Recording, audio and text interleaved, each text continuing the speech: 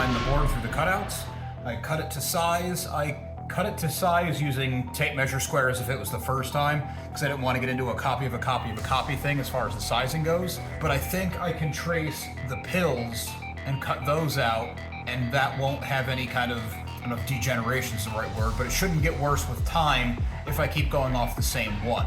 I guess the same could have applied for me cutting the board itself to size, but that's how I did it. Makes the most sense to me to line up the factory edges. If this side here is the factory edge and the top there is the factory edge, I want to clamp as many corners as 4 corners so that it's nice and tight so that it doesn't slide. As I can already tell here, the factory edge slid off the factory edge.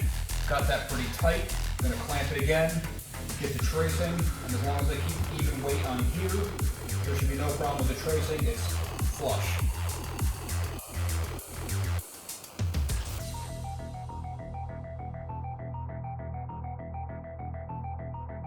Two behind me. I think it looks really awesome. They're coming out really nice. The second one, I did the trace method. I tried to trace the first one to do the second one.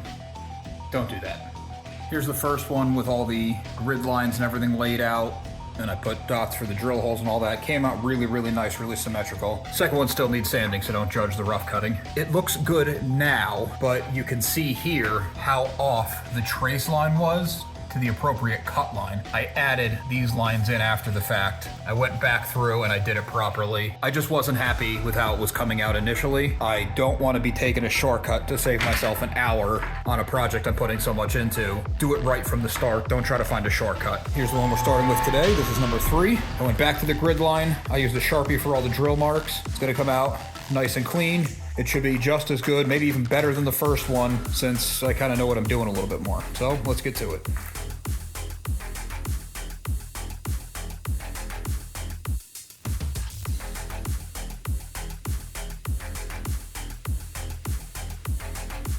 Now we have the guide holes cut.